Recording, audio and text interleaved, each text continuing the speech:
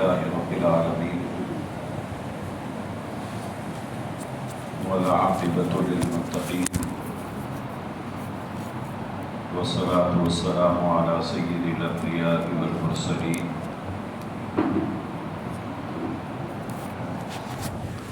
محمد وعلى آله وأصحابه وأزواجه وذرياته وأهل بيته أجمعين إلى يوم الدين.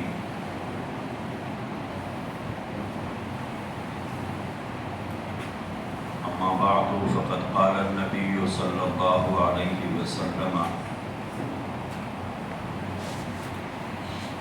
بادروا بالأعمال الصالحة فتكون فتن كقطع الليل المظلم يصبح الرجل مؤمنا ويمسي كافرا ويمسي مؤمنا ويصبح كافرا يبيع دينه بعوض من الدنيا أو كما قال صلى الله عليه وسلم.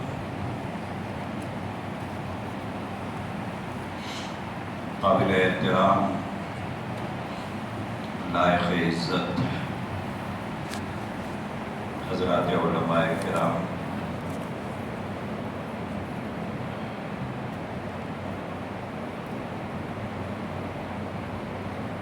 ایک حساس موضوع کے سلسلے میں کچھ غور و فکر کرنے کے لیے اور کچھ سنجیدگی سے اپنی ذمہ داریوں کو محسوس کرنے کے سلسلے میں آپ حضرات کو دور دراز سے یہاں جمع ہونے کی زحمت دی گئی ہے.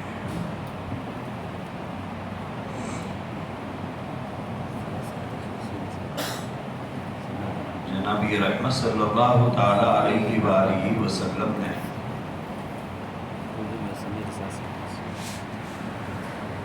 اپنے بعد پیش آنے والے حالات کے سلسلے میں بہت سی چیزوں کی پیشن گوئی فرمائی تھی.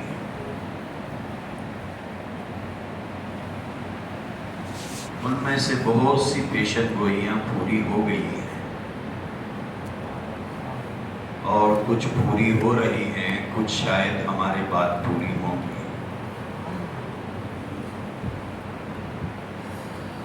انہی پیشن گوئیوں میں سے ایک پیشن گوئی یہ بھی تھی، نبی رحمت صلی اللہ تعالی علیہ وآلہ وسلم نے فرمایا کہ میرے بعد بہت فتنے جنم لیں گے.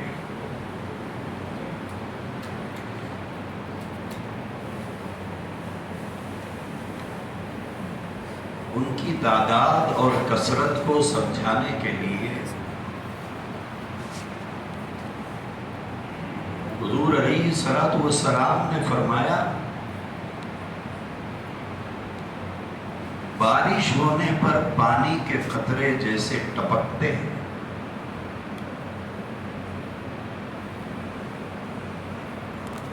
بالکل اسی طرح فتنے آئیں اور ان فتنوں سے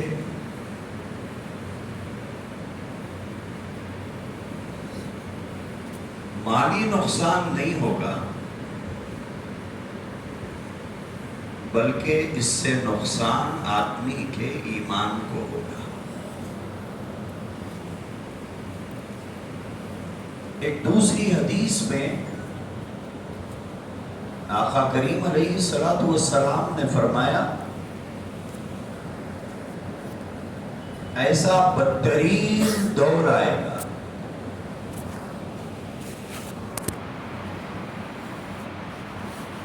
کہ ایک آدمی صبح کو مومن رہے گا، یصبح الرجل مؤمنا،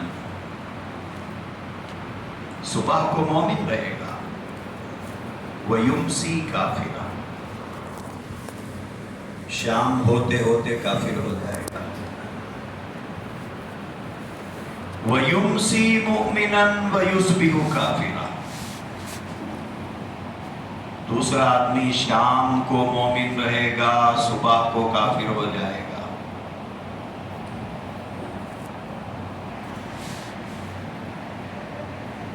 یبیع دینہ بعوض من الدنیا. دین اور اسلام کی حقیقت اس کے آنکھوں میں، اس کی نگاہوں میں، اس کے دل میں اتنی کم ہوگی کہ دنیا جیسی حقیر چیز کے لیے اگر ایمان بیچنا پڑے تو وہ اپنا ایمان بیچتا رہے گا. اولئک الذین اشتروا الضلالۃ بالہدی فما ربحت تجارتهم.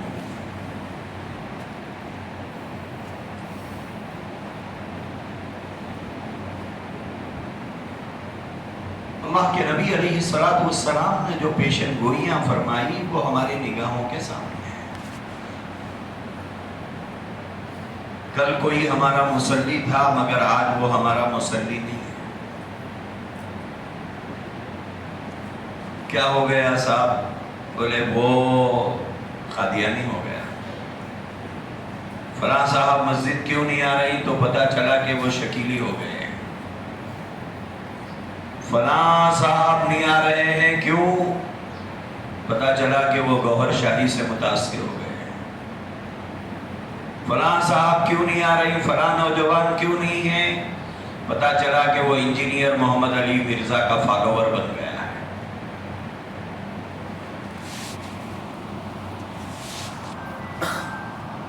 اللہ کے نبی کی حدیث میں یہ جملے ہیں کقطع اللیل المظلم.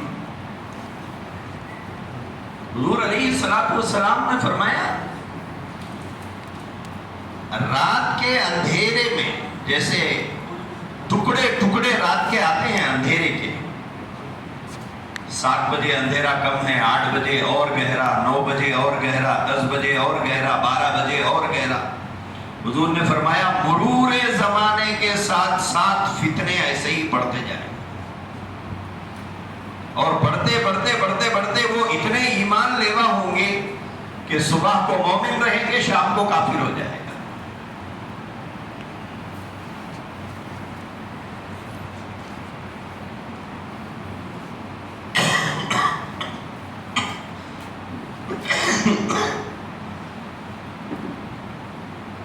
آج کے دور میں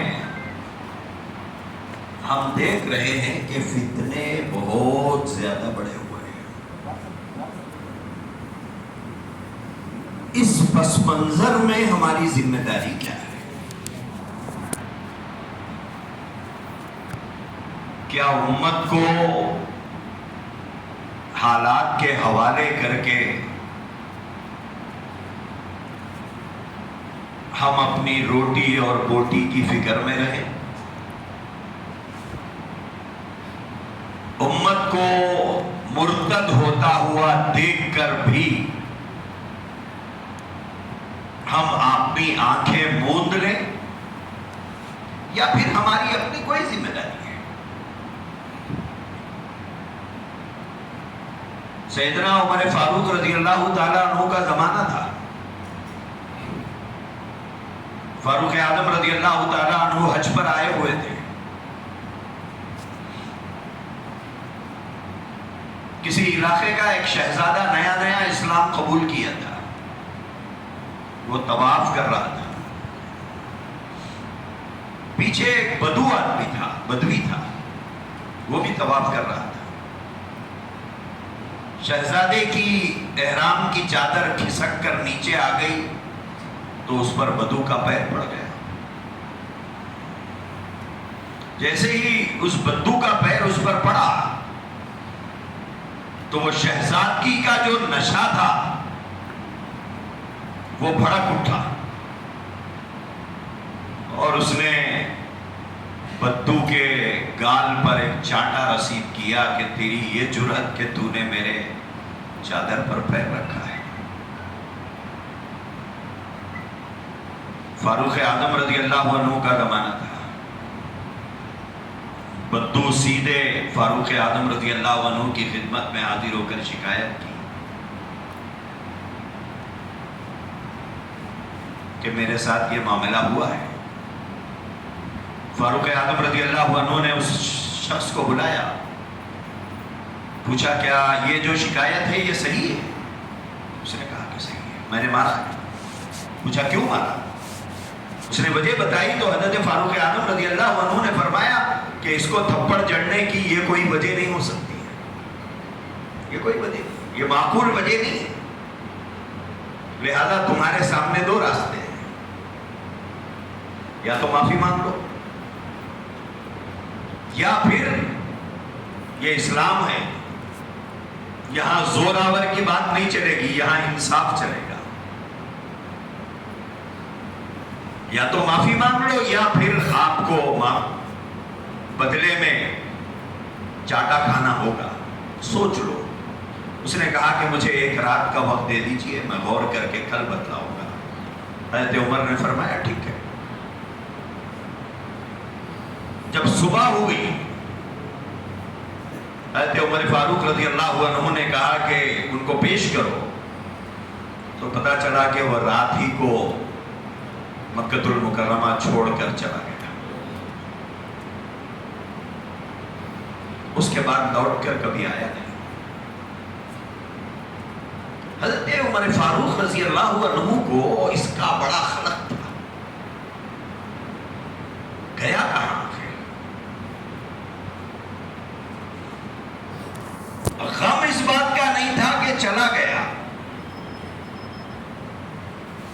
جب کبھی مختلف علاقوں سے، شام سے، لبنان سے، مصر سے، یمن سے قافلے آتے تو ان سے معلوم کرتے کہ وہ شخص تمہیں دکھا ہے؟ بولے نہیں دکھا۔ تو حضرت عمر فرماتے تھے اس کے جانے کا غم نہیں ہے، فکر اس بات کی ہے کہ وہ اسلام پر باقی ہے یا نہیں۔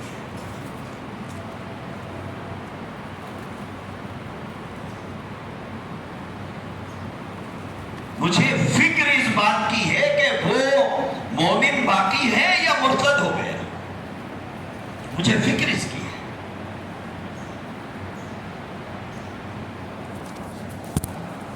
ایک فرد وہ بھی نیا نیا اسلام میں داخل ہوا ہے، اس کے ایمان کو لے کر فاروق اعظم رضی اللہ عنہ بے چین ہے کہ وہ اسلام پر باقی ہے یا مرتد ہو گیا، حالانکہ وہ نگاہوں کے سامنے نہیں ہے اور وہ بات یقینی بھی نہیں ہے کہ وہ مرتد ہو گیا، لیکن ایک بے چینی ہے کہ وہ اسلام پر باقی ہے یا مرتد ہو گیا۔ اور ہماری بے فکری کا حال یہ ہے کہ ہماری نگاہوں کے سامنے لوگ مرتد ہو رہے ہیں، ہمیں کوئی فکر نہیں۔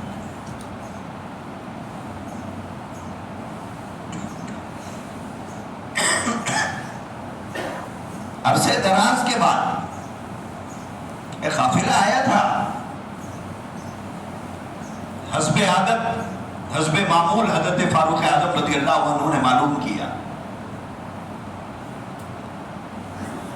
بولے وہ جبلہ ابن اہم کہیں دکھا؟ تو ایک صحابی نے کہا کہ ہاں فلاں علاقے میں مجھ سے ملاقات ہوئی۔ پہلا جملہ پوچھا کہ اسلام پر باقی ہے؟ کہا نہیں، مرتد ہو گیا۔ اسلام پر باقی ہے؟ بولے نہیں، مرتد ہو گیا۔ تم نے اسے دعوت دی؟ انہوں نے کہا کہ ہاں دعوت تو دی ہے، لیکن اس نے شرط ایسی رکھی کہ میں خاموش ہو گیا۔ یہ جو جملے میں بتا رہا ہوں یہ میں نے کسی کتاب میں نہیں پڑھے ہیں، ایک مولانا کے بیان میں نے سنا تھا۔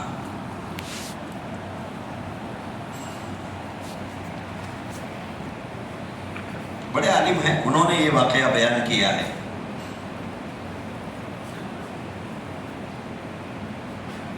بولے اسلام پیش کیا تم نے؟ کہا پیش تو کیا، لیکن اس نے شرط بڑی کڑی رکھی تھی۔ اس نے کہا کہ دیکھو میری اپنی عزت ہے، میں شہزادہ ہوں، میرے علاقے میں میرا نام ہے، میرے چرچے ہیں، میرا تذکرے ہیں، میری تعریف ہے، میرے باپ کی عزت ہے، میں اسلام قبول کر لیا تھا، پھر سے میں نے واپس عیسائیت میں آ گیا، اب تم مجھے دعوت دے رہے ہو کہ اسلام میں واپس آؤ، تو ایسا نہیں آؤں گا۔ بولے کیا شرط ہے؟ بولے شرط یہ ہے کہ فاروق اعظم رضی اللہ عنہ اپنی بیٹی کا نکاح مجھ سے کرے۔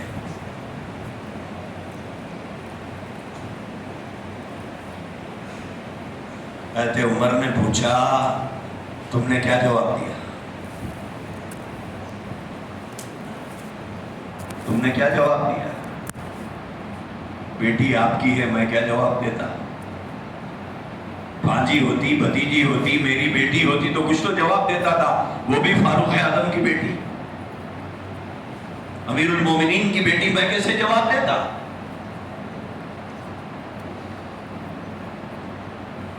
فاروق اعظم رضی اللہ تعالیٰ عنہ نے فرمایا میری اجازت کے بغیر بھی تم ہاں کہہ سکتے تھے۔ ایک مومن کے ایمان کی قیمت زیادہ ہے عمر بن الخطاب کی بیٹی سے، تم نے ہاں کیوں نہیں کہہ دیا؟ دوستو، ایک ایک شخص کے ایمان کی یہ قیمت رہی ہے، وہ قیمت اب گھٹتے گھٹتے گھٹتے یہاں تک پہنچ گئی ہے کہ ہمارے اپنی بستیوں کے اندر کبھی صف اول میں کھڑے ہونے والے نوجوان اسلام کے غدار بن کے گھوم رہے ہیں۔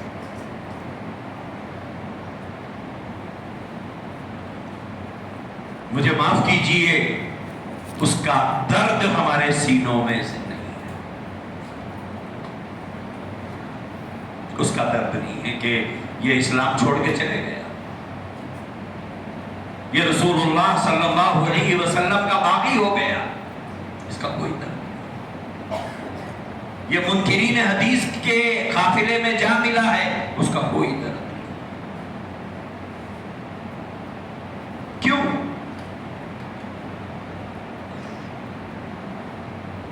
باتیں تھوڑی تلخ ہو سکتی ہیں، برداشت کر لیجیے، شکوے اپنوں سے ہوتے ہیں، غیروں سے نہیں ہوتے ہیں۔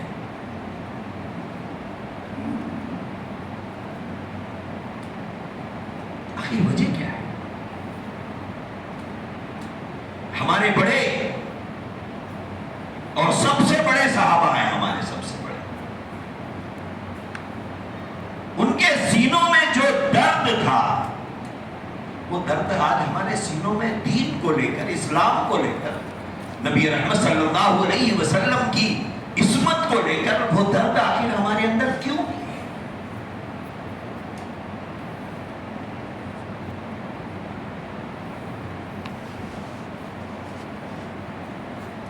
کیا وجہ ہے؟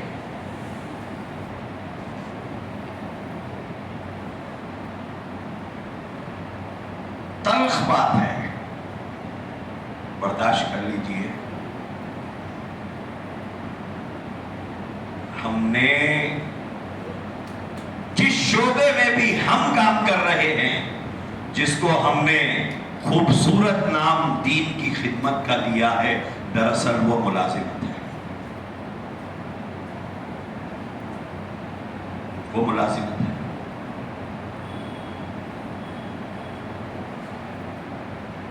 نام بڑا خوبصورت ہے دین کی خدمت کا۔ جو لوگ حضرت محی السنہ شاہ ابرار الحق صاحب رحمۃ اللہ علیہ کو جانتے ہیں، ان کو بڑا اچھا سمجھ میں آئے گا۔ محی السنہ رحمۃ اللہ علیہ کے ایک شاگرد تھے، ایک مرتبہ حضرت کی خدمت میں آئے تھے۔ حضرت نے پوچھا بیٹا کیا کر رہے ہو؟ کہا حضرت دین کی خدمت کر رہا ہوں۔ مثلاً تو انہوں نے کہا کہ امامت کرتا ہوں، مکتب پڑھاتا ہوں، مدرسے میں پڑھاتا ہوں۔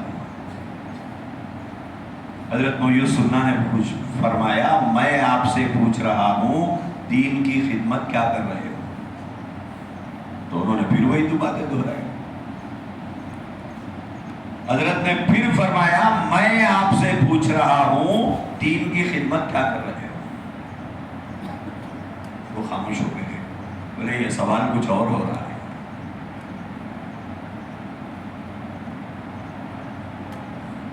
اس کے بعد حضرت رحمت اللہ علیہ نے فرمایا بیٹا یہ جو کام کر رہے ہو اس کے پیچھے تمہاری غرض پوشیدہ ہے، وہ غرض ہے تمہارے معاشی حالات۔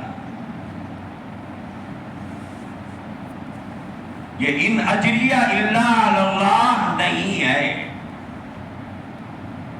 اس کے پیچھے تو معاش پوشیدہ ہے، اغراض پوشیدہ ہیں، ضروریات پوشیدہ ہیں۔ کوئی ایسا کام بھی کر رہے ہو جس کا اجر تمہیں اللہ سے مقصود ہو۔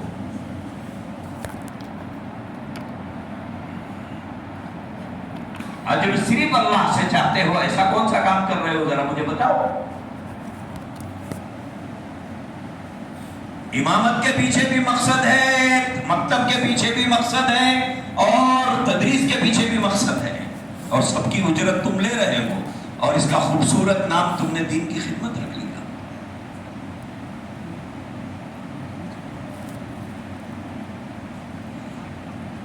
سچ یہ ہے دوستو، یہ خوبصورت نام ہمیں دھوکے میں رکھا ہوا ہے، جس کو ہم نے دین کی خدمت سمجھ لیا ہے، اسی سے ہم دھوکہ کھا رہے ہیں۔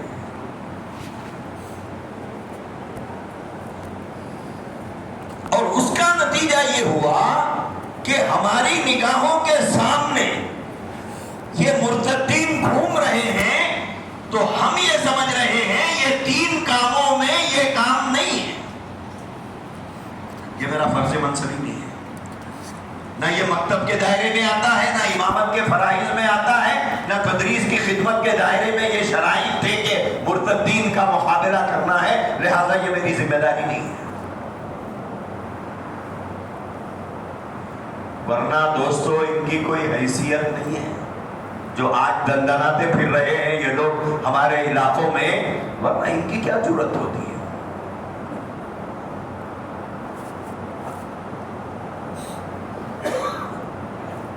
قرآن کہتا ہے اگر یہ ذمہ داری تم نبھانے تیار نہیں ہے، ایسے ہی نگاہیں پھیر پھیر کر جانا چاہتے ہو جاؤ، اللہ کیا محتاج ہے تمہارا؟ ان اللہ یؤید بہذا الدین من رجل فاجر، یہ حدیث سنا ہے آپ نے، پڑھا ہوگا، اتنی سخت ہے، غور کرے تو رات کو نیند نہیں آتی ہے۔ کیا فرماتے ہیں حضور علیہ السلام؟ اس دین کا کام اللہ تعالیٰ کسی فاسق اور فاجر سے بھی لے لیتا ہے۔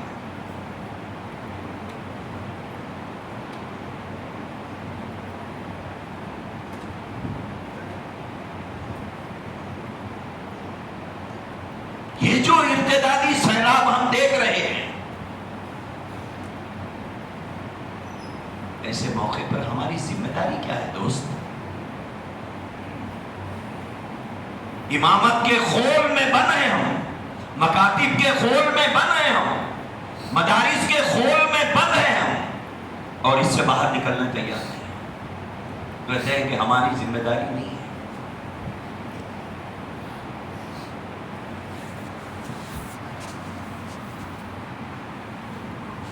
اسی لیے حضرت مولانا علی میاں رحمۃ اللہ علیہ نے ایک بات لکھی ہے،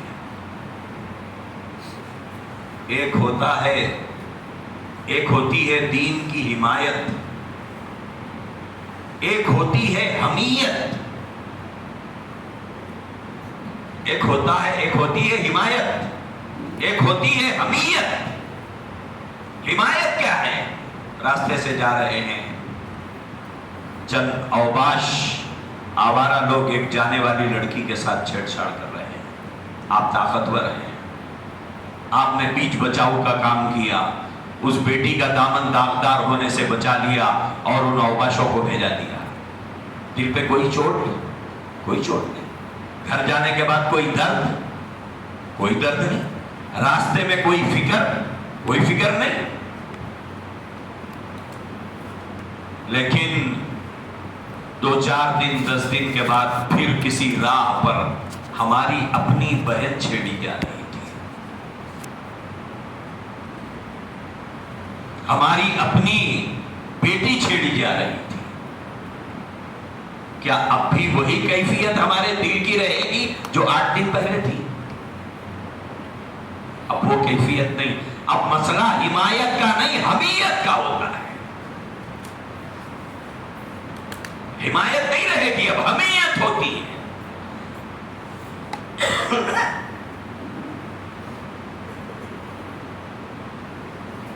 اب جذبات ویسے نہیں ہوتے ہیں جو کسی اور کی بیٹی کے لیے تھے. اب جذبات ہماری اپنی بیٹی کے ہیں تو ہمارے جذبات الگ ہوتے ہیں.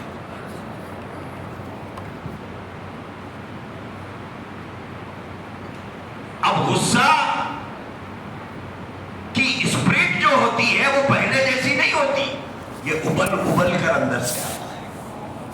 میری بیٹی ہے، میری بہن ہے.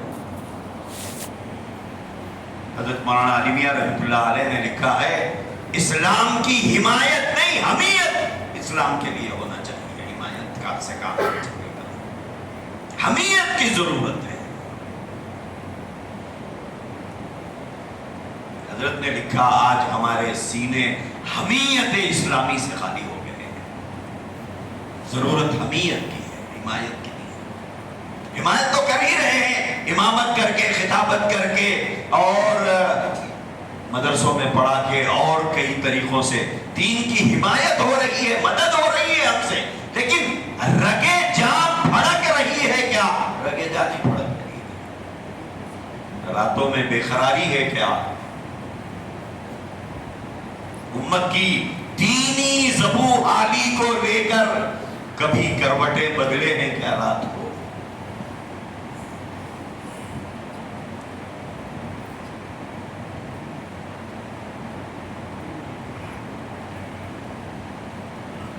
یہ جملہ اللہ کے نبی کا ہماری زبان زد ہے، العلماء ورثۃ الانبیاء. میں اپنے لیے تو یہ جملہ نہیں کہہ سکتا، آپ حقدار ہیں اس کے، میں نہیں کہہ سکتا. اس جملے کا حق مجھ سے ادا نہیں ہوتا، میں یہ جملہ نہیں کہہ سکتا.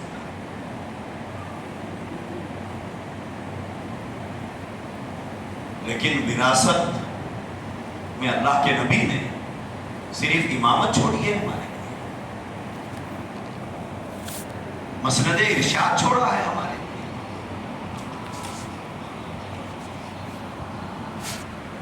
وارث جو ہوتا ہے مورث کی ہر چیز کا حقدار ہوتا ہے. لوگ پرانے کپڑے بھی برکت کے لیے لے کے رکھ لیتے ہیں، بولے یہ بھی دے دو، ابا کی نشانی ہے. صرف مرتے وقت ابا جو کپڑے پہنے ہوئے تھے وہ نہلانے والے کو دے دیتے ہیں، اور جس چادر پر ابا مرے تھے اس پہ سونے تیار نہیں ہوتے، باقی ابا کی ساری چیزیں لے لیتے ہیں. ارے بھائی وہ موبائل ابا کا ہے، وہ بھی دے دو، ابا استعمال کرے. بولے نہیں، وہ نشانی کے لیے مجھے چاہیے. تو وارث مورث کا ہر چیز کا حقدار ہوتا ہے. اور ہم نے 2 چیزیں لے لی، ایک امامت، ایک تدریس. نبی کا غم وراثت میں نہیں لوگے، نبی کی فکر وراثت میں نہیں لوگے، نبی کی بے قراریاں وراثت میں نہیں لوگے، نبی کی بے چینیاں وراثت میں نہیں لوگے، نبی کی فکر وراثت میں نہیں لوگے. امت کے ایمان کے لیے راتوں کو جاگنا نبی سے نہیں لوگے، ہم نے چھوڑ دیا. دوستو تلخ جملہ بولنے جا رہا ہوں، ہم نے لوگوں پر روب جمانے کے لیے العلماء ورثۃ الانبیاء کی حدیث پڑھتے ہیں. روب جمانے کے لیے ہم نبی کے وارث ہیں. سوچو تھوڑا کتنا غلط استعمال کرتے ہیں ہم اس حدیث کا. نبی کا وہ غم ہم نے کیوں نہیں لیا؟ وہ بے قراریاں کیوں نہیں لگی؟ وہ مکہ المکرمہ میں حج کے موقع پر مختلف علاقوں سے آئے ہوئے وفود کے ڈیروں پر جا کر نبی رحمت صلی اللہ علیہ وسلم ایک ایک فرد کو سمجھا رہے ہیں. وہ فکر کون لے گا اگر ہم نہیں لیں گے؟ بطور وارث اگر یہ فکر ہمارے سینوں میں نہیں ہے تو پھر یہ کس کے سینوں میں؟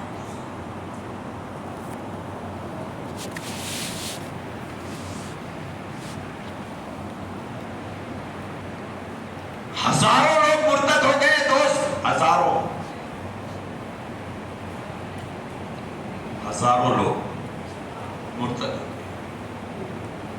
क्या फरमाया अल्लाह के नबी ने, मम बद्दल दीनहु फक़्तुलू।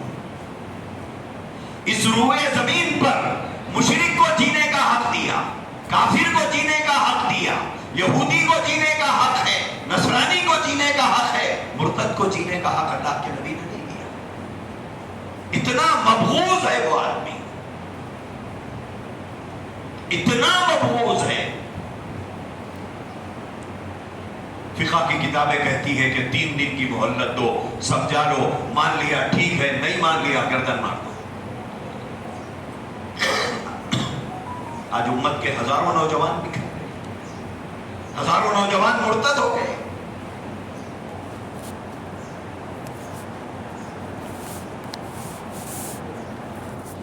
कौन समझाएगा? इसीलिए हजरत मौलाना यूसुफ साहब लुधियानवी रहमतुल्लाह अलैह, जिनको शहीद खत्म नबूवत लिखा जाता है, हजरत ने लिखा है 3 बातों की जरूरत है,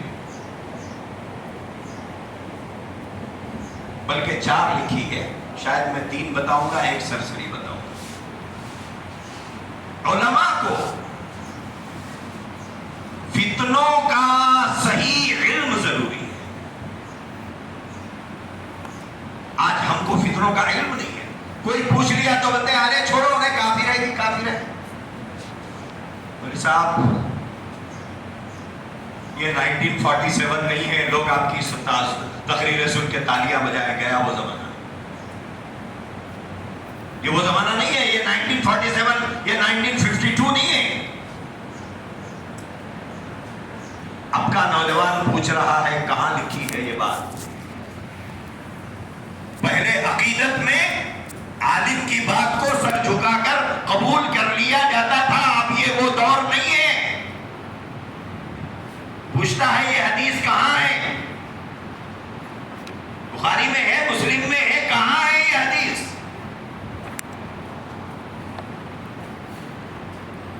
इसीलिए हजरत ने लिखा फितनों का इल्म चाहिए। अब ये नहीं चलेगा कि आप उसे काफिर बोल दे, वो पूछेगा क्यों काफिर है, बताओ क्या वजह है उसके काफिर होने की, आपको बताना होगा। कोई कादियानी आपसे पूछे कि मुझे काफिर क्यों समझते, क्या बताएंगे? फितनों के बारे में हमें मालूमात हासिल करना है। इसीलिए हजरत मुफ्ती सईद अहमद साहब पालनपुरी नवरल्लाहु मरकदहू फरमाते थे कि मियाँ पढ़ते तुम लोग कहाँ हैं, पढ़ते तो हम लोग हैं। बोले आप लोग कहाँ पढ़ते हैं? आपसे 100 हो सकता, पढ़ना नहीं हो सकता।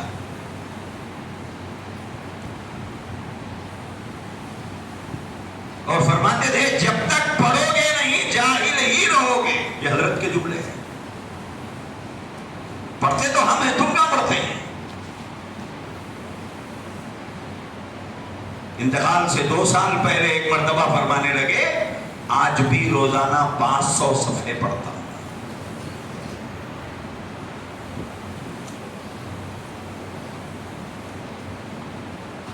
आज भी रोजाना 500 सफ़ात का मुताला करता हूं।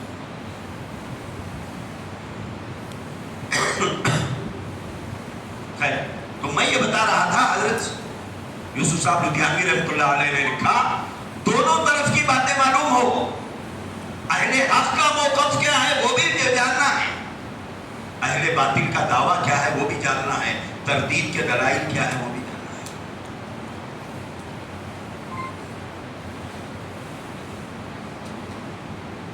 ये जरूरी है।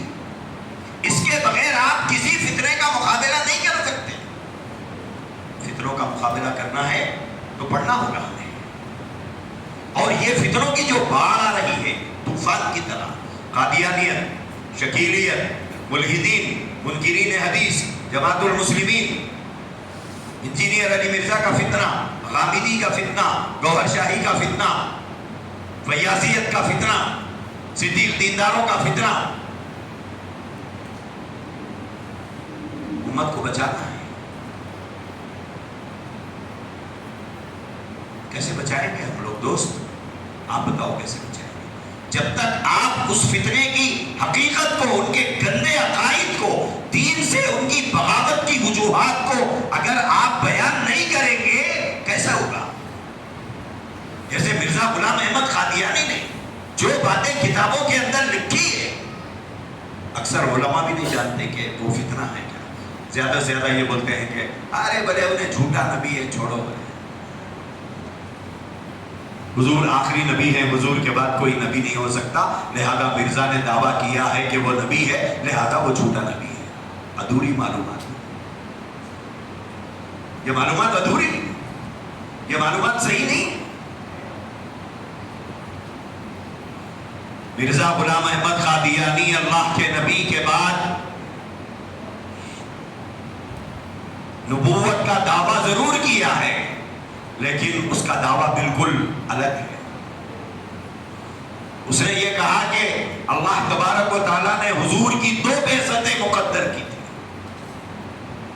پہلی بار آپ مکہ المکرمہ میں آئے اور محمد ابن عبداللہ کہلائے، اور دوسری بعثت میں اللہ تبارک و تعالیٰ نے مجھے بھیجا ہے. اس نے کہا میں الگ سے کوئی دعویٰ نہیں کیا، وہی محمد دوبارہ آیا ہے، لیکن نام بدل گیا. پہلے محمد تھا، اب غلام احمد ہے.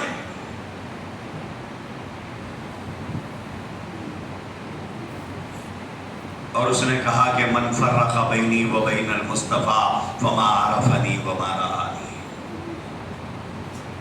کیا دعویٰ ہے یہ دعویٰ کیا ہے؟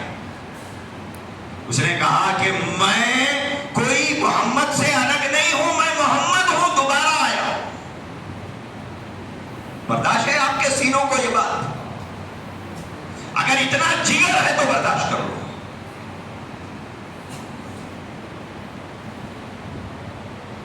اگر کوئی ہمارے گھر کے باپ کے انتقال کے بعد ہمارے گھر کا دروازہ کھٹکھٹائے، ہم جا کے دروازہ کھولے، پوچھے کون ہے؟ بولے تمہارا باپ ہوں، اس شکل میں آیا ہوں، قبول کرو. کرو گے؟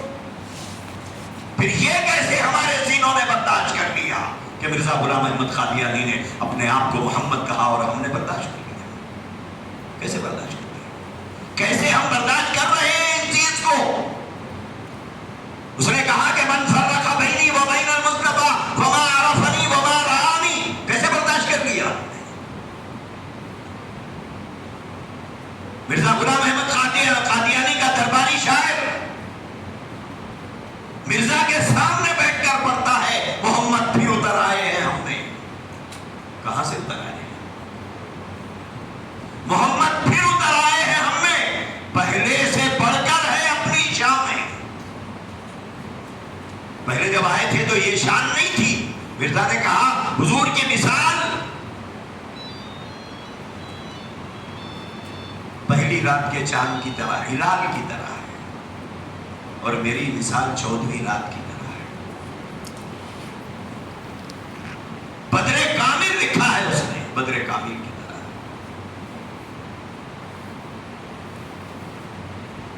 مرزا کا درباری شاعر کہتا ہے محمد پھر اتر آئے ہیں ہم میں، پہلے سے بڑھ کر ہے اپنی شان میں. محمد جسے دیکھنے ہو اکمل، غلام احمد کو دیکھو قادیانی. ہمارے قرب و جوار میں، ہمارے ضلع میں، ہمارے صوبے میں، ہمارے اطراف و اکناف میں محمد رسول اللہ صلی اللہ علیہ وسلم کے خلاف اتنی بڑی بغاوت ہو رہی ہے اور ہمیں نیند آ رہی ہے، ہم سو رہے ہیں اور ہم چین سے ہیں، اور پھر بھی ہم نبی کے وارث ہیں. پھر بھی ہم نبی کے وارث ہیں.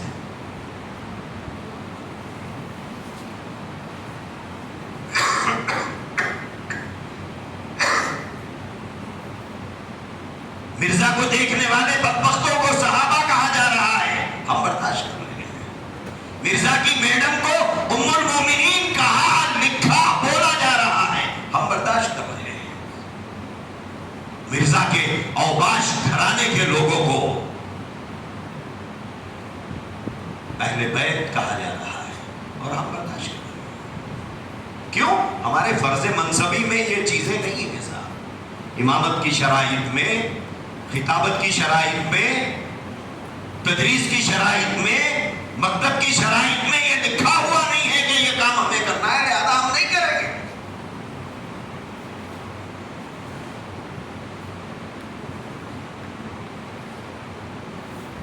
یہ ہمارے اطراف و اکناف میں ہو رہا ہے. یہ آپ کے صوبے میں، آندھرا میں، جائیے نکلیے باہر، دیکھیے کیا صورتحال ہے. اتنی بدترین صورتحال ہے. 25 سال ہو گیا مجھے دیہات پھرتے ہوئے. اتنی بدترین صورتحال ہے.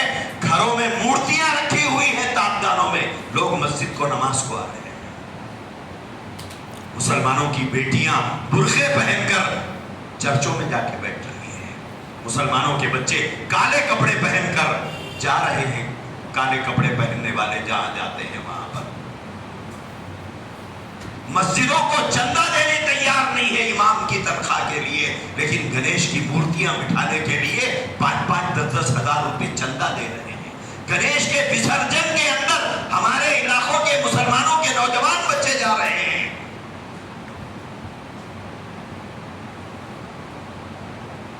صحابہ ہوتے تو برداشت کر لیتے ہیں. صحابہ ہوتے تو برداشت کر لیتے. صدیق اکبر ہوتے تو برداشت کر لیتے. فاروق اعظم برداشت کرتے. عثمان و علی، طلحہ و زبیر، سعد و سعید اس کو برداشت کرتے تھے.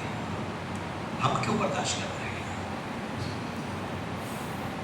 کیوں ہمارے سینوں سے یہ درد نکل گیا؟ دوست آپ بتاؤ کیوں نکل گیا یہ درد؟ وہ تڑپ، وہ بے قراری کیوں نکل گئی ہمارے سینے سے؟ نکل گئی. اسی لیے مولانا یوسف صاحب لدھیانوی رحمۃ اللہ علیہ نے فرمایا علم صحیح چاہیے. فتنوں کا علم ہونا، دونوں طرف کا موقف. پہلی بات یہ فرمائی. دوسری بات یہ فرمائی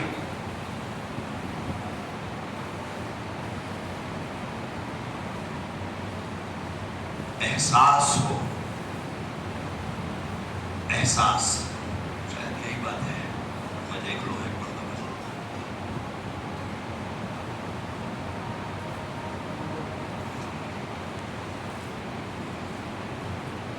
بات تھوڑا ذہن سے نکل گئی میرے.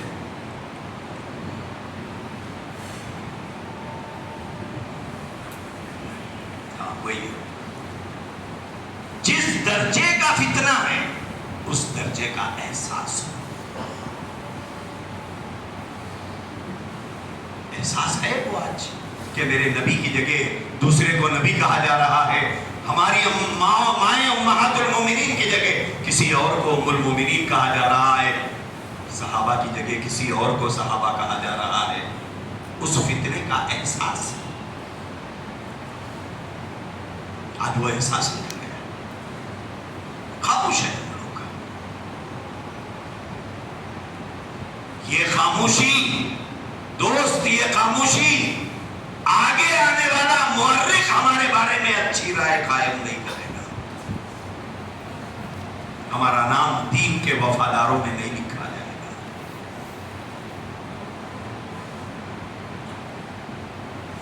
آزادی سے پہلے کا ایک واقعہ ہے. احساس کیا ہوتا ہے میں بتاتا ہوں، سنیے. بھائی مجھے کتنے بجے ختم کرنا ہے؟ 1 بجے. اچھا ہاں ٹھیک ہے. آزادی سے پہلے کا واقعہ ہے. کتاب چھپ کے آئی تھی بازار میں. اس کتاب کا لکھنے والا کون ہے آج تک نہیں معلوم ہے. آج تک پتہ نہیں چلا کہ وہ کتاب کون کس نے لکھا ہے. بڑا برا نام تھا اس کتاب کا.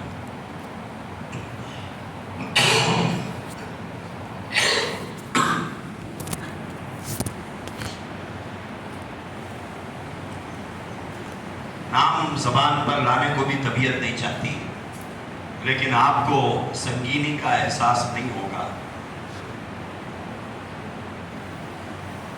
نقل کفر نباشت. اس کتاب کا نام تھا رنگیلا رسول.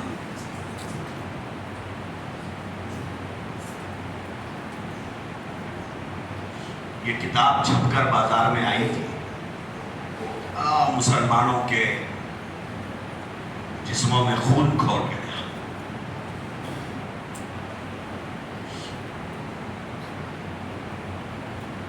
حضرت مولانا عطا اللہ شاہ بخاری رحمۃ اللہ علیہ باحیات تھے، حضرت مفتی کفایت اللہ صاحب وغیرہ کا دور تھا۔ عطا اللہ شاہ بخاری رحمۃ اللہ علیہ نے اعلان کیا جلسہ ہوگا۔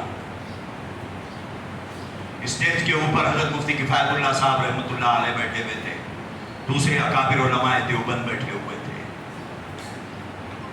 عطا اللہ شاہ بخاری رحمۃ اللہ علیہ تقریر کرنے کے لیے کھڑے ہوئے۔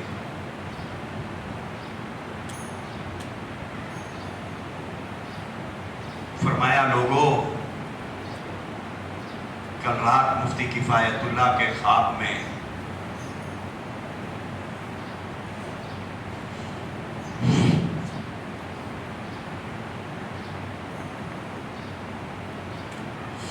حضرت ام سلمہ اور حضرت عائشہ آئی تھی۔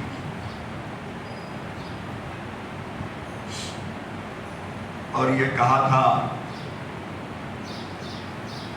کہ بیٹے اپنی ماؤں کے لیے قربان ہو جاتے ہیں، تم لوگ کیسے بیٹھے ہو کہ ہماری عزتیں بازار میں اچھالی جا رہی ہیں؟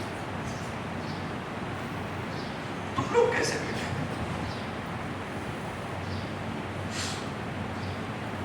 آپ جانتے ہیں عطا اللہ شاہ بخاری جیسا اردو مخرر آج تک نہیں پیدا ہوا۔ رات 10 بجے مائک پر کھڑے ہوتے تو فجر کی اذان ہو جاتی، بولتے رہتے تھے، لاکھوں کا مجمع ہوتا تھا۔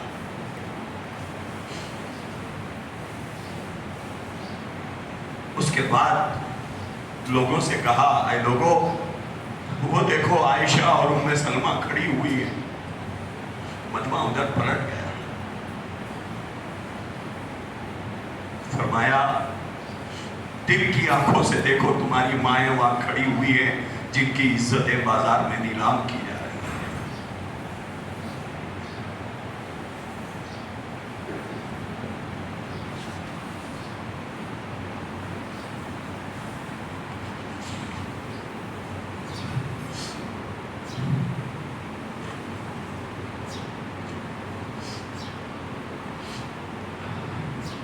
بہرحال تقریر ہوئی۔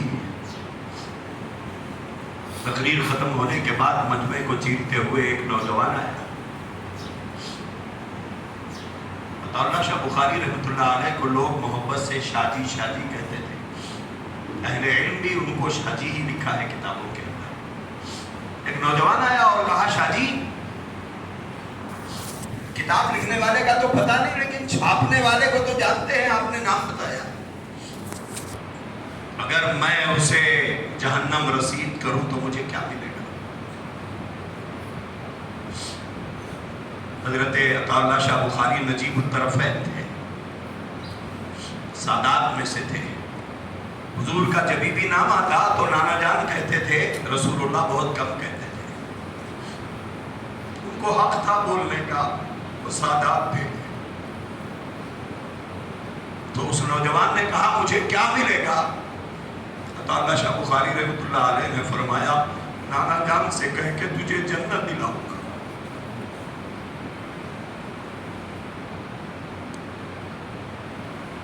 چلے گیا وہ نوجوان۔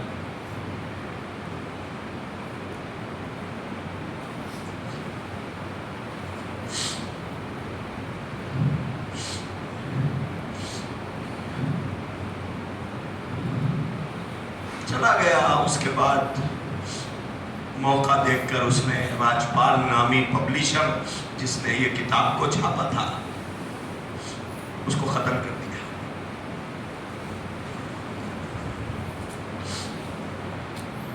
قتل کر کے بھاگا نہیں، کھڑا رہا کہ میں نے قتل کیا۔ پولیس نے گرفتار کیا، انگریزوں کا دور تھا، مقدمہ چلا،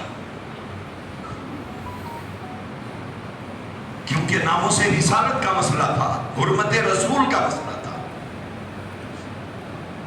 اس نوجوان کا مقدمہ لڑنے کے لیے مختلف ملک کے کونے کونے سے وہ وکلا پہنچے۔ اور انہوں نے کہا کہ ہم آپ کا کیس لڑیں گے.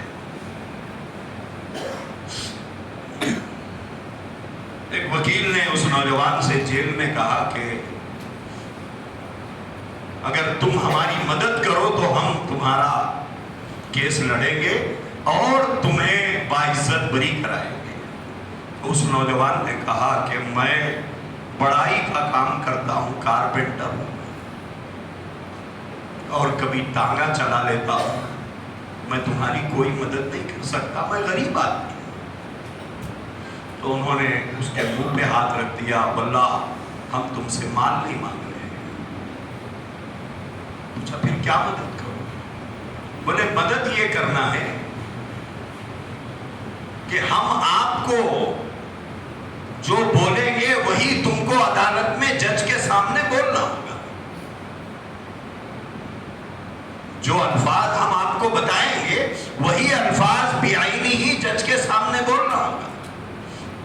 تو اس نوجوان نے پوچھا کیا بولنا ہوگا؟ تو تمہیں یہ بولنا ہوگا کہ جس وقت میں نے راجپال کو مارا تھا اس وقت میرا دماغی توازن ٹھیک نہیں تھا، میرے اوپر پاگل بن کے دورے پڑے تھے. بس یہ 2 جملے آپ کو بولنا ہے، اس کے بعد باقی کیس ہم دیکھ لیں گے. اس نوجوان نے کہا کہ یہ نہیں ہو سکتا، یہ نہیں ہو سکتا. اس نوجوان کے جملے سنیے. اس نوجوان نے کہا تھا کہ یہاں کی عدالت میں بھی وہاں کی عدالت میں بھی میں یہ کہوں گا کہ اے اللہ، یہاں تو کہوں گا ہی کہوں گا، اللہ کی عدالت میں بھی کہوں گا مالک پوری زندگی میں نے پاگل پن میں گزاری تھی. ایک ہی لمحہ تھا جو میں نے ہوش میں گزارا تھا جب میری ماں کی عفت، میری ماں کی عصمت اور اس کی چادروں کو داغدار کرنے کی کوشش کی گئی تھی تو میں نے اس مجرم کو قتل کیا تھا. یہ بات یہاں کی عدالت میں بھی کہوں گا، یہ بات وہاں کی عدالت میں بھی کہوں گا.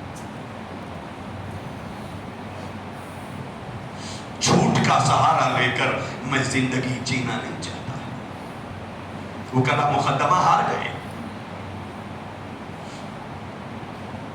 نوجوان کو پھانسی دے دی گئی، شہادت ہوئی. جب جنازہ، لمبا چوڑا واقعہ ہے، لگ بھگ 150 صفحات پہ یہ واقعہ لکھا ہے، پورے مقدمے کی باتیں ہیں. میں سب چھوڑ کے جو مقصد کی بات ہے وہ آپ کو بتا رہا ہوں. انگریزوں نے جیل ہی کے اندر ان کو دفن کر دیا تھا، لیکن مسلمانوں نے نہیں مانا. پھر ان کا جنازہ نکالا گیا عام قبرستان کی طرف لانے کے لیے. مورخین نے لکھا ہے اس صدی کا، 19ویں صدی کا سب سے بڑا جنازہ تھا، جس میں 4 لاکھ افراد شریک تھے. جنازے کے اندر محمد علی جناح، جنازے کے اندر علامہ اقبال، یہ سب تھے. جب جنازہ جن سڑکوں سے جاتا تھا، شورش کاشمیری نے لکھا ہے نوجوان سڑکوں پر لیٹ جاتے، بولے یہ جنازہ ہمارے سینوں پر سے لے کے گزرو.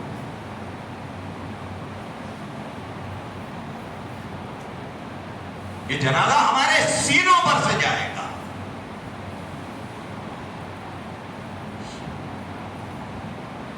جب غازی علم الدین شہید کا لاشا قبر میں اتارنے کے لیے لوگوں نے ہاتھوں میں لیا، اور غازی علم الدین، ان کا نام تھا غازی علم الدین شہید، جب ان کے جنازے کو قبر میں رکھا گیا، مٹی اٹھانے سے پہلے لوگوں نے اتنے پھول ڈال دیے تھے کہ مٹی ڈالنے کی گنجائش باقی رہی. علامہ اقبال رحمۃ اللہ علیہ نے فرمایا ہم خیل و خال کے شکار ہو گئے اور ایک ٹانگا چلانے والا حب رسول میں بازی لے گیا. ہم کچھ نہیں کر سکے. بازی تو یہ لے گیا ہے، ہم نے کیا کیا؟ ہم خیل و خال کرتے رہ گئے.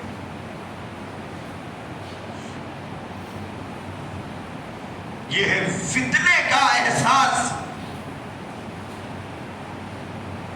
مولانا یوسف لدھیانوی رحمۃ اللہ علیہ نے یہی لکھا، احساس چاہیے، جیسا فتنہ ویسا احساس.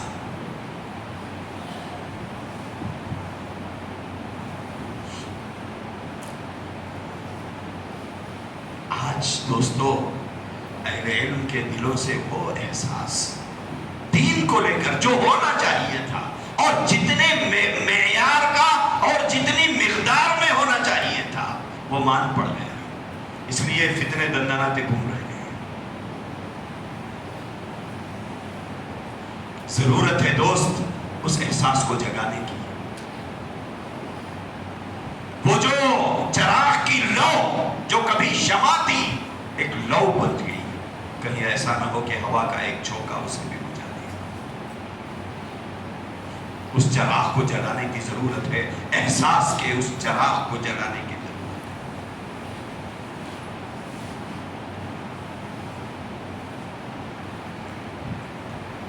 تو وہ احساس کیا ہے؟ وہ احساس کو جگانا ہے۔ تیسری بات، ہمت اور حوصلہ۔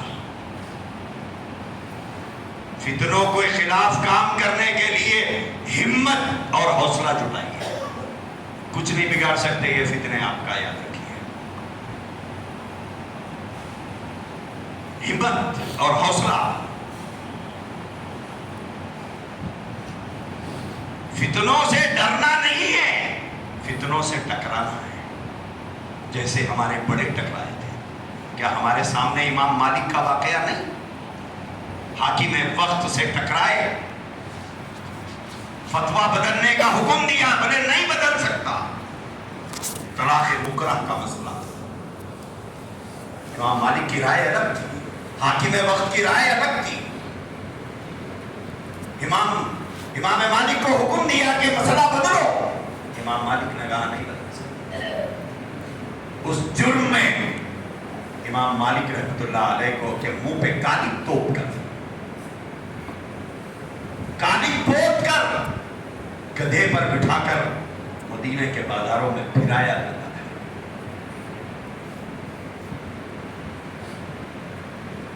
جہاں مجمع ہوتا وہاں سے جب امام مالک کا گزر ہوتا، سیدنا امام مالک رحمۃ اللہ علیہ آواز دے کر کہتے، اے لوگوں جو مجھے جانتا ہے جانتا ہے، جو مجھے نہیں جانتا وہ جان لے، میں مالک ابن انس ہوں،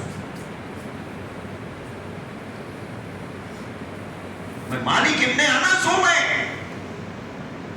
طلاق مکرہ کے مسئلے پر حاکم وقت سے میری رائے الگ ہے۔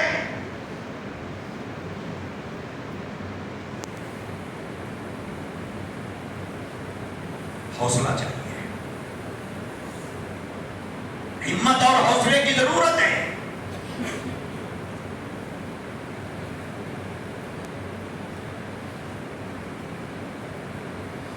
ہو سکتا ہے تاریخ باغی لکھے لیکن وہ تلوے چاٹنے والا کبھی نہیں لکھے۔ باغی لکھ سکتے ہیں لوگ لیکن تلوے چاٹنے والا نہیں لکھے۔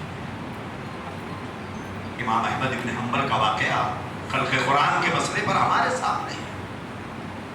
دین اکبری کے خلاف ہمارے ملک میں حضرت مجدد الفسانی رحمۃ اللہ علیہ کی قربانیاں ہمارے سامنے۔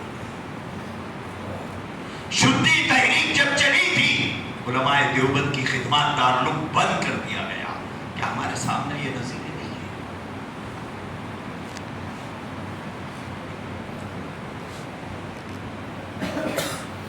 حوصلے کی ہمت اور حوصلہ۔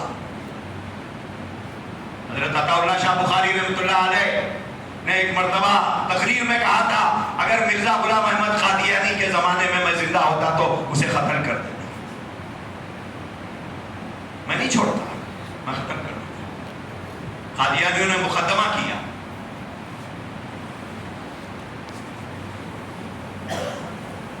عطا اللہ شاہ بخاری رحمۃ اللہ علیہ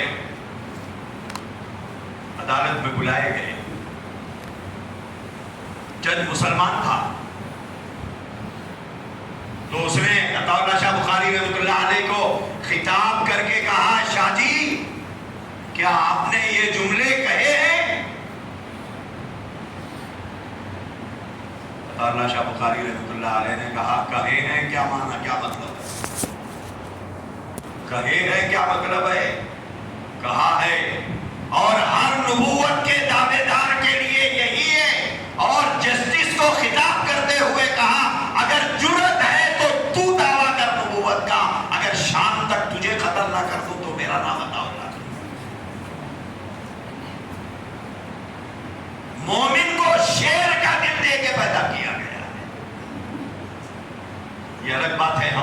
آپ کو گیدڑ سمجھتے ہیں، لیکن دل ہم کو شیر کا دے کے پیدا کیا گیا۔ دوستو، یہ دین کی حفاظت ہمارے بڑوں نے اس طرح کی ہے، ان قربانیوں کے ساتھ۔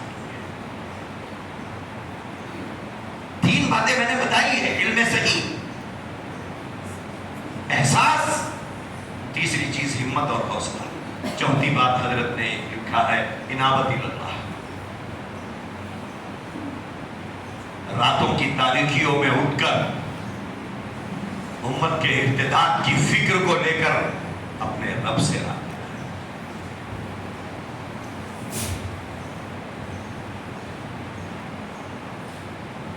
کتنا فتنے دندناتے پھر رہے ہیں۔ گوھر شاہی کا فتنہ بنگلور بھرا پڑا ہے گوھر شاہیوں سے، سووں کی تعداد میں، بلکہ 100 کی تعداد میں کم بتا رہا۔ نیلور کا مسئلہ ویڈیو پورے ملک میں گھوم رہا ہے، آپ نے دیکھا ہوگا۔ جب 10، 12، 15 تھے، جب وہاں کے علماء کو متوجہ کیا گیا، کوئی توجہ نہیں کی گئی۔ آج 3500 بتا رہے ہیں وہ لوگ کہ یقینی ہے۔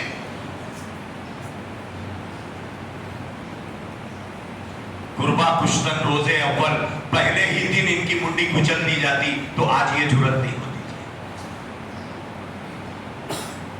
3500 یا 3000 لوگ مرتد ہو جانا کوئی معمولی بات ہے۔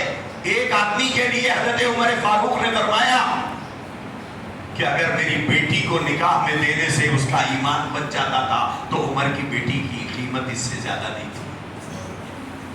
اور یہاں 3000 لوگ مرتد ہو گئے اور ہم آرام سے بیٹھے ہوئے ہیں۔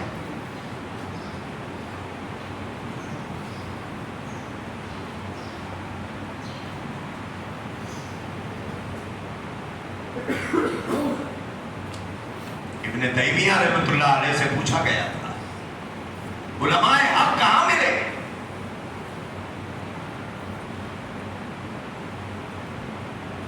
فرمایا میدان جہاد میں ملے گے، احقاق حق کرتے ہوئے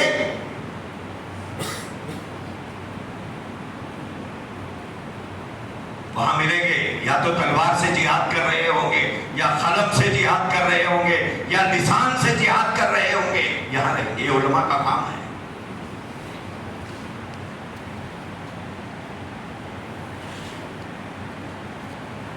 اللہ شاہ بخاری رحمۃ اللہ علیہ کے بارے میں شورش کاشمیری نے لکھا ہے، اللہ شاہ بخاری فرماتے تھے میری آدھی زندگی جیل میں کٹ گئی، آدھی زندگی ریل میں کٹ گئی۔ ایک مقدمے سے بری ہو، ضمانت ملتی، پھر آگے تقریریں کرتے، پھر گرفتار ہوتے، پھر چلے جاتے۔ آدھی زندگی میں نے جیل میں کاٹ دی، آدھی زندگی میں نے ریل میں کاٹ دی۔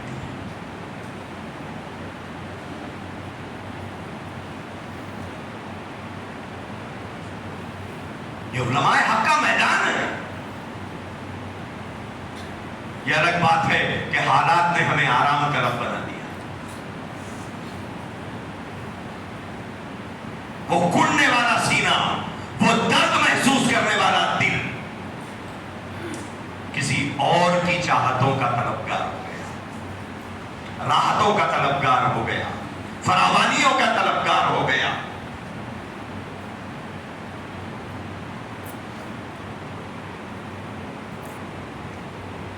ابن تیمیہ رحمۃ اللہ علیہ سے پوچھا علماء حق کہاں ملیں گے؟ فرمایا میدان جہاد میں ملیں گے، تلوار سے جہاد کریں گے، قلم سے کرتے ہوئے نظر آئیں گے، جہاد فی اللسان کرتے ہوئے نظر آئیں گے، احقاق حق کے لیے میدانوں میں جمے ہوئے، ڈٹے ہوئے، حالات سے ٹکراتے ہوئے ملیں گے۔ پوچھنے والے نے پوچھا اگر وہاں نہ ملے تو؟ فرمایا قید خانوں میں رہیں گے،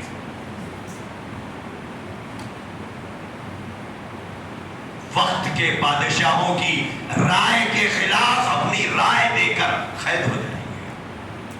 آج متولی صاحب کی رائے کے خلاف رائے نہیں دیتے ہم لوگ، مالدار کی رائے کے خلاف رائے دینے کی جرأت ہم کھو چکے ہیں۔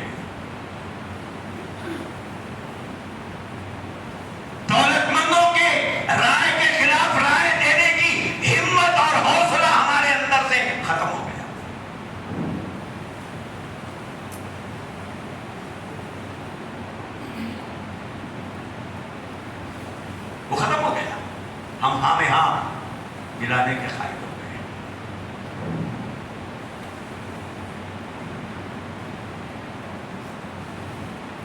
یہ عالم کو زیب نہیں دیتا,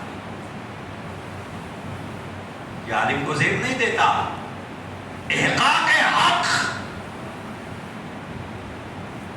اگر نہیں کر سکتا ہے تو پھر اسے عالم کہنے کا کیا حق ہے؟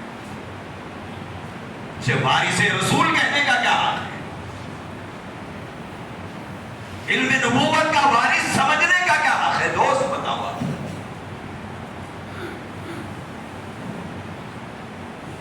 بڑے نئی مصلحت کا تقاضا ہے, بیان میں مصلحت, نمازیں پڑھانے میں مصلحت, مالداروں کی باتوں میں مصلحت, متولی صاحب کی بڑائی کے سامنے مصلحت, گاؤں والوں سے مصلحت.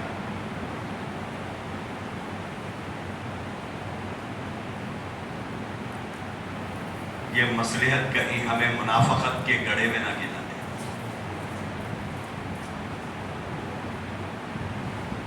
کائے کی مصلحت؟ نوکری چلے جائے گی, مدرسے سے نکالے جائیں گے, مکتب سے ہٹائے جائیں گے, ہٹ جائیں گے. سب مکتب پڑھا کے ہی نہیں جی رہے ہیں, سب امامت کر کے ہی نہیں جی رہے ہیں. کاروبار کریے, احقاق حق کیجیے. کیوں ہم نبی کا دین بیچنے پہ تلے ہوئے ہیں؟ کیوں تلے ہوئے ہیں؟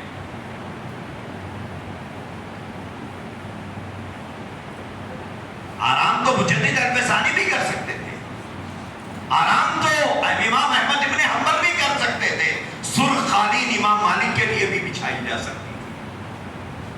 کیا حضرت خبیب رضی اللہ عنہ کو مکے کے مسلمان, مکے کے مشرکین راحتوں کا سامان نہیں فراہم کر سکتے تھے؟ کیوں تختہ دار پر چڑھنا گوارا کیا تھا؟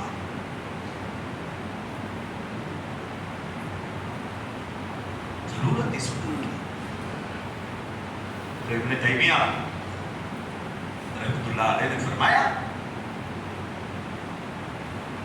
اگر میدان جنگ میں نہیں ملے, قید خانوں میں ملیں گے. حالات سے, وقت سے, بادشاہ وقت سے, حاکم وقت سے ٹکرائیں گے, احقاق حق کے لیے زندہ میں ڈال دیے جائیں گے, قید کی زندگی بھوگتے ہوئے نظر آئیں گے. اگر میدان جنگ میں علماء حق نہیں ملیں گے, قید خانے میں ملیں گے. پوچھنے والے نے پوچھا, اگر وہاں بھی نہ ملے تو پھر کہاں ملیں گے؟ فرمایا زمین کے نیچے ملیں گے. یہ تین ہی جگہ ہے علماء حق کی.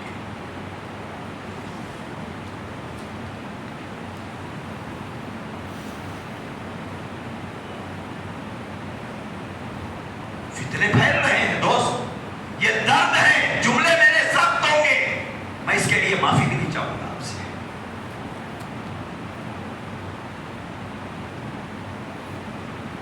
نبی کی جگہ لوگوں نے دوسرا نبی بنا لیا, محمد رسول اللہ نے. نعوذ باللہ, کیا کمی تھی کہ ان کو دوسرا نبی بنانے کی ضرورت پڑ گئی؟ کیا کمی تھی محمد رسول اللہ میں؟ کیا کمی تھی امی عائشہ میں؟ کیا کمی تھی امی خدیجہ الکبریٰ میں کہ انہوں نے مرزا کی میڈم کو ام المومنین کہا؟ بنا دے نبی کی جگہ پر اس اوباش اور آوارے کی بیٹیوں کو اہل بیت کہا گیا, اور ہم نے اسے برداشت کر لیا.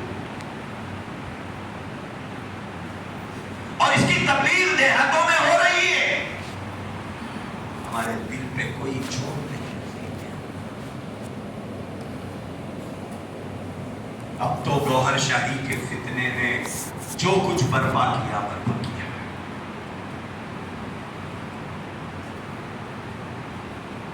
ساری حدیں پار ہو گئی,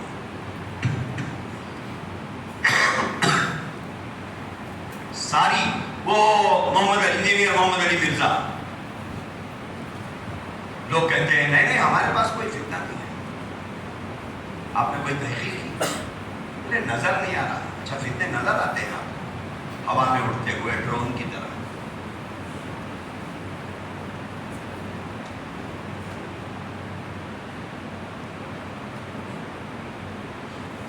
علماء کہتے ہیں ہمارے پاس کوئی فتنہ نہیں ہے، اب یہ ختم نبوت کا کام کرنے والے ہی فتنہ پیدا کر رہے ہیں،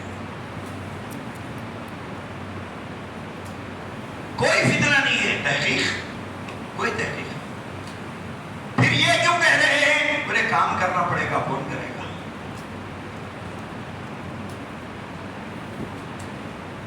ہمارے نوجوان بچے انجینئر محمد علی مرزا کو لاکھوں کی تعداد میں فالو کر رہے ہیں، ذرا ان کا فون لے کر ٹی ویاں چیک کرو، اس کی تصویر لگا کے رکھے ہوئے ہیں۔ حضرت امیر معاویہ مغیرہ ابن شعبہ ساتھ عمرو ابن العاص کو گالی دے رہے ہیں، مسلمانوں کے بچے۔ اس زہر کو اس نے اس حد تک کھولا ہے ان کے دماغوں کے۔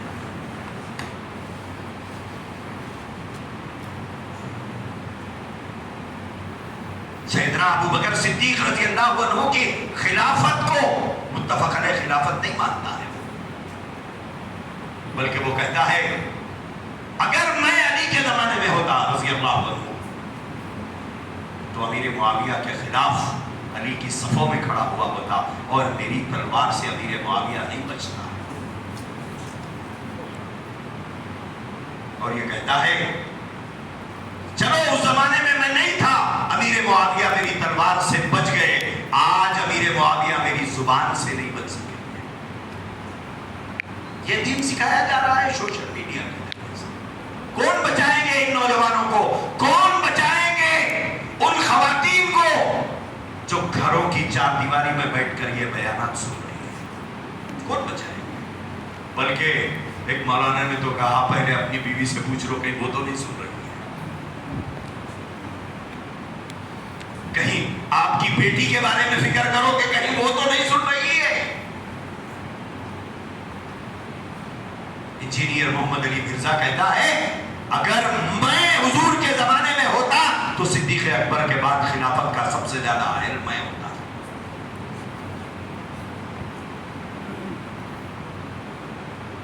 دین ہے یا فروٹ کی مارکیٹ ہے؟ حکمت لگا ہے۔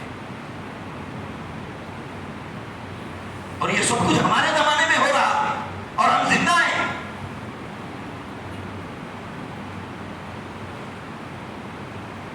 اور ادھر جاوید احمد حامدی پڑھے لکھے طبقے کو متاثر کرتا جا رہا ہے۔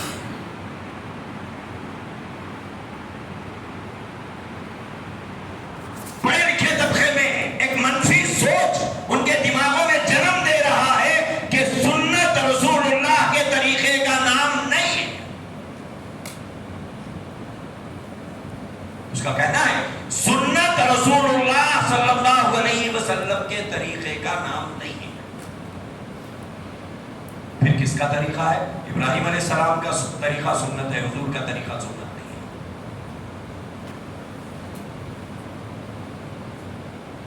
اور کل 17 چیزوں کا نام سنت ہے، باقی کسی چیز کا نام سنت نہیں ہے۔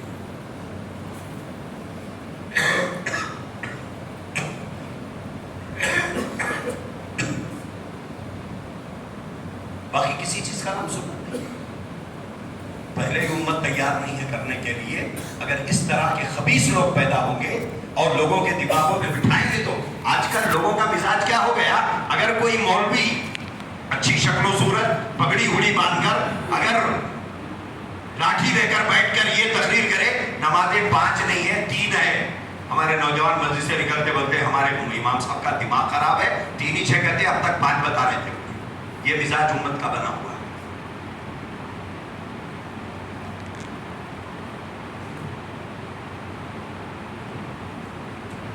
یہ مزاج امت کا بنا ہوا ہے اور یہ آدمی کہہ رہا پڑھے لکھے طبقے کے اندر بہت مقبول ہے یہ آدمی، اور یہ کہتا ہے کہ 17 چیزوں کا نام سنت ہے، باقی کوئی چیز کا نام سنت نہیں۔ کھانے پینے میں صرف 5 چیزیں حرام ہیں، کوئی چیز حرام نہیں ہے۔ شادی شدہ زانی کو رجم نہیں کیا جائے گا۔ حضور علیہ السلام کے بعد کسی کو کافر کہنے کا کسی کو حق نہیں ہے۔ حضور علیہ السلام کے بعد جہاد حرام ہے۔ کیا کون سا دین سکھایا جا رہا ہے؟ ان گھروں میں بیٹھی ہوئی عورتیں 4 دیواری کے انجینئر محمد علی مرزا کو سن رہی ہے یا جاوید احمد غامدی کو سن رہی ہے؟ کیسے بچاؤ گے چار دیواری میں رہنے والی اپنی ماں بہن بیٹی جیسی کسی کی ماں بہن بیٹی کو کیسے بچاؤ گے؟ ہم سوتے رہیں گے، لوگ مسجدوں کے میناروں کے سائے جن گھروں میں پڑیں گے وہ گھر محفوظ نہیں ہے اس وقت، کفر اتنا پھیل رہا ہے۔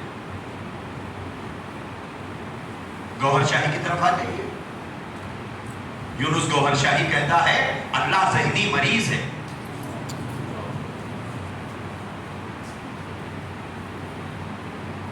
ویڈیو ہے، پڑا ہوا دیکھ لیجئے، نہیں ہے تو مجھے بولیے، میں بھیجتا ہوں، میرے پاس محفوظ ہے۔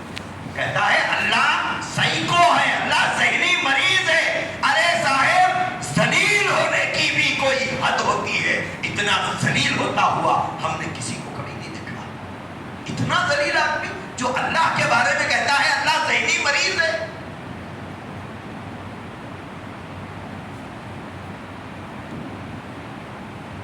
حضور طائف گئے تھے، سب کو معلوم ہے، طائف والوں کا سلوک اور برتاؤ کیا تھا وہ بھی معلوم ہے۔ لہو لہان ہو گئے تھے، ختم مبارک خون کی جوتوں میں جم گیا تھا۔ حضرت زید بن حارثہ رضی اللہ عنہ ساتھ تھے، وہاں سے پھر ایک باغ میں آئے تھے، اس باغ میں آپ نے تھوڑی دیر آرام کیا تھا۔ اس منظر کو کھینچتے ہوئے یونس گوہر شاہی کہتا ہے، دو مرغے لڑانے والے جو ہوتے ہیں نا، مرغے لڑاتے ہیں دیکھیے، اور دونوں بیٹھے ہوئے رہتے ہیں، اور دونوں مرغوں کو لڑتے ہوئے لہو لہان ہوتے ہوئے دونوں بیٹھ کے دیکھتے ہیں۔ کہتا ہے اللہ نے یہی کام کیا محمد رسول اللہ کے ساتھ۔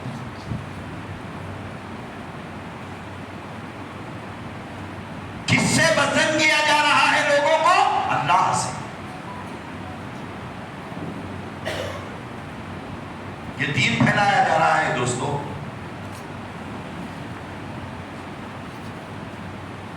آخری بات میں ہر جگہ سناتا ہوں، عوام میں بھی خواص میں بھی، یہ آخری بات سنا کے شاید بات ختم۔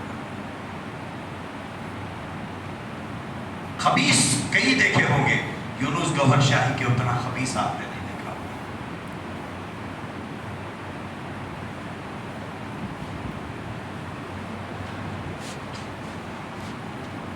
ریاض احمد گوہر شاہی اس کا پیر و مرشد ہے۔ 2001 میں یہ مر گیا، پڑوسی ملک میں اس کی خبر ہے، یہ مہدی ہونے کا دعوے دار۔ کہتا ہے چاند میں ریاض احمد گوہر شاہی کی فوٹو ہے، ذرا شام میں چاند نکلا تو دیکھیے، کوشش کریے، ہو سکتا ہے آپ کو نظر آ جائے، یا 14ویں تاریخ کو دیکھ لیجیے، سر کی آنکھوں سے صاف نظر نہ آیا تو دوربین لگا کر دیکھیے۔ یہ کہتا ہے حجر اسود کے اندر بھی ریاض احمد گوہر شاہی کی تصویر ہے۔ ٹھیک ہے، یہاں تک قابل برداشت ہے، درو گورا حافظہ نباشت، چلیے ٹھیک ہے، آگے بات سنیے۔ کہتا ہے کہ ایک دن یہ لوگ سرکار گوہر شاہی لکھتے ہیں ہر جگہ پر، وہی جملے میں دہرا رہا ہوں۔ کہتا ہے ایک دن سرکار گوہر شاہی نے مجھ سے کہا یونس میرے ساتھ چلو۔ ٹھیک ہے، کہاں پر؟ جیتے جی؟ ہاں، بولے جیتے جی جانا ہے۔ بولے میرا ہاتھ پکڑ کر سیدھا آسمانوں پر لے گئے۔ خواب یا حقیقت؟ بولے نہیں، خواب نہیں، حقیقت۔ میرا ہاتھ پکڑ کر سرکار گوہر شاہی اوپر لگ گئے۔ ان کے لیے پہلے سے کرسی پڑی ہوئی تھی، تو ان کے سرکار نے کہا یونس یہاں بیٹھ جاؤ کرسی پر، اور مجھے کرسی پر بٹھا کر سرکار گوہر شاہی اس جانب چلے گئے۔ میرے سامنے حجابات پڑے ہوئے تھے۔ کچھ دیر کے بعد ایک ذات بڑی غرور اور تکبر کی چال چلتے ہوئے ان پردوں کو ہٹاتے ہوئے حجابات کو ہٹاتے ہٹاتے میرے سامنے نمودار ہوئی اور مجھ سے کہا کہ یونس آؤ میرے ساتھ چلو. میں ان کے ساتھ گیا. کیا دیکھتا ہوں سرکار گوہر شاہی عرش پر بیٹھے ہوئے. خدا کی ذات بھی محفوظ نہ رہی, خدا کا عرش بھی محفوظ نہ رہا, خدا کے بیٹھنے کی جگہ بھی محفوظ نہ رہی. انسان کا شر کہاں تک پھیلتا ہے.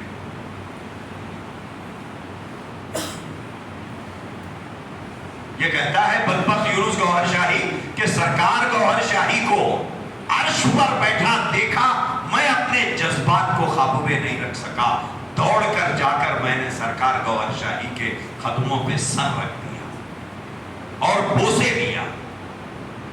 اور جب میں بوسا لے کر ہٹا تو وہ ذات جو میرے ساتھ آئی تھی, میرے بعد اس نے سرکار گوہر شاہی کے قدموں کا بوسا لیا.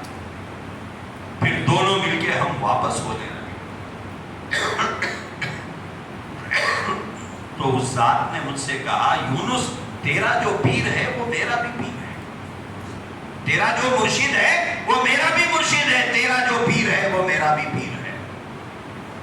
اس کے بعد اپنے سامنے بیٹھے ہوئے احمقوں کے ٹولے سے کہتا ہے لوگوں جانتے ہو وہ میرے ساتھ میرے بعد جو سرکار گوہر شاہی کے قدموں کا بوسا لیا تھا اور سرکار کو اپنا پیر و مرشد کہا تھا, جانتے ہو وہ کون تھا؟ بولے وہی تھا جس نے آسمانوں کو پیدا کیا, زمینوں کو پیدا کیا.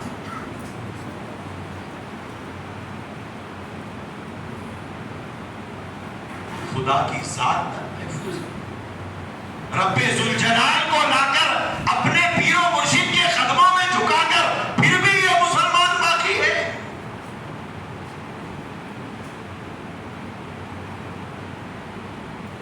پھر بھی یہ مسلمان ہے.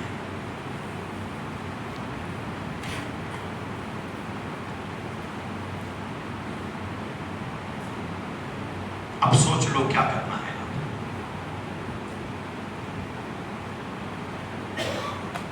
حشرات الارض کی طرح بے مقصد جمع ہو جانا, بے مقصد بگڑ جانا. لکھنے والے نے لکھا ہے یہ حشرات الارض کا مزاج ہے. با مقصد لوگ جمع ہوتے ہیں ایک مقصد کو لے کر, بکھرتے ہیں ایک نئے عزائم کو لے کر. آپ جن علاقوں میں رہتے ہیں, جن علاقوں سے آئے ہیں, وہاں کے لوگوں کے ایمان کے امین آپ ہیں, میں ہوں.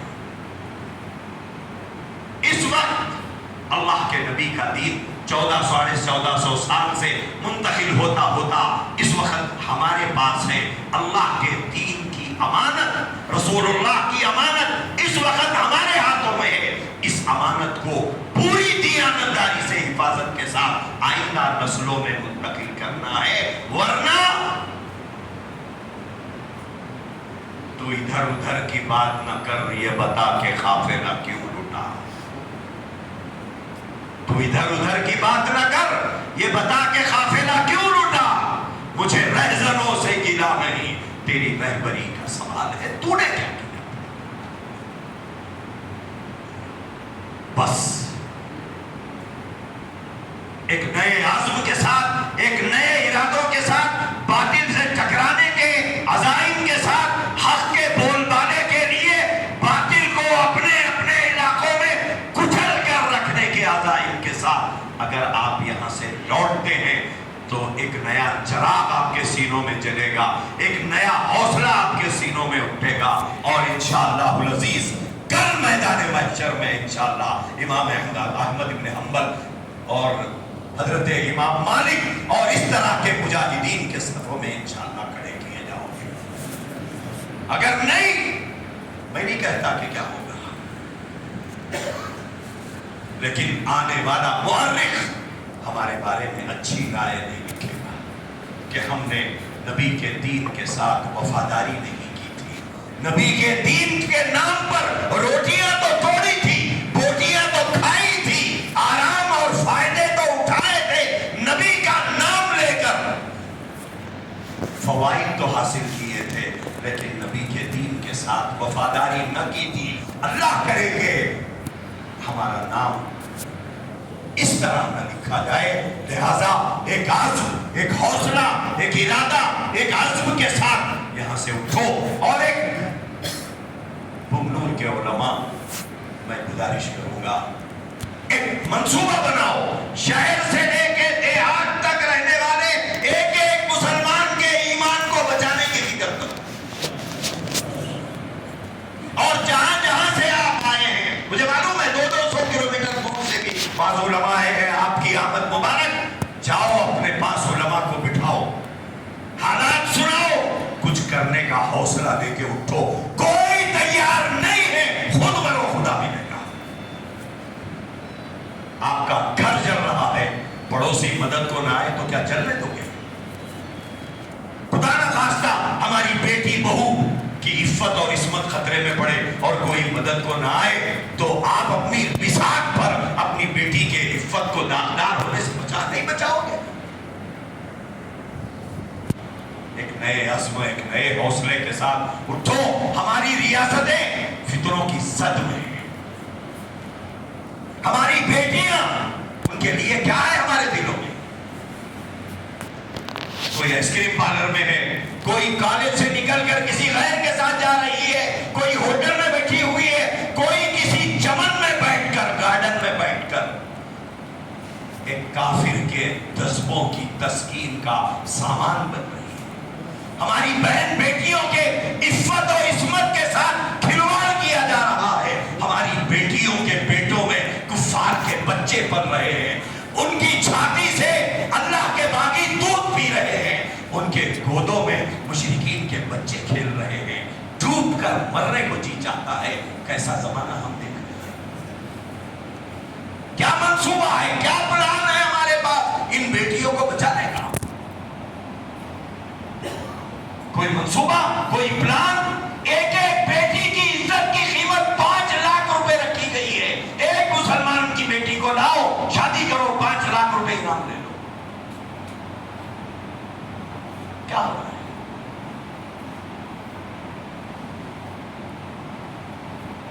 ہمیں رہزنوں سے گلا نہیں، تیری رہبری کا سوال ہے. ارتداد کو کتنی آسانی سے ہم نے ہضم کر دیا. دوستو، جملے میرے سخت تھے ہوں گے، برداشت کر لیجیے، لیکن ایک ارادہ کیجیے. جیئیں گے حق کا بول بالا کرتے ہوئے جیئیں. عزم کیجیے، ارادہ کیجیے. آپ جس علاقے سے آئے ہو وہاں کے علماء کو لیجیے، وہاں کے نوجوانوں کو لیجیے، حالات سنائیے، منصوبہ بنائیے، کام کرنے والوں سے طریقے معلوم کیجیے کہ شہر سے لے کے دیہات تک مسلمانوں کا ایمان کیسے بچایا جائے، اس کے لیے ہم کیا کریں. تبھی جا کر شب و روز کی تک و دو کے بعد ہم اپنے مذہب کے لوگوں کی، مسلمانوں کے ایمان کی حفاظت کریں گے. اسی جذبے کو پھر ایک مرتبہ زندہ کرنا ہے. انجام اس کے ہاتھ ہے، آغاز کر کے دیکھ. انجام اس کے ہاتھ ہے، آغاز کر کے دیکھ. بھیگے ہوئے پروں سے پرواز کر کے دیکھ. وآخر دعوانا ان الحمد للہ. اللهم لك الحمد كما تعلو ولك الشكر كما تعلو. اللهم صل على سيدنا وشفينا وحبيبنا ومولانا محمد وبارك وسلم. اللهم أرنا الحق حقا وارزقنا اتباعه وأرنا الباطل باطلا وارزقنا اجتنابه. ربنا لا تزغ قلوبنا بعد إذ هديتنا وهب لنا من لدنك رحمة إنك أنت الوهاب. وصلى الله تعالى وسلم على خير خلقه سيدنا محمد وعلى آله وأصحابه أجمعين برحمته.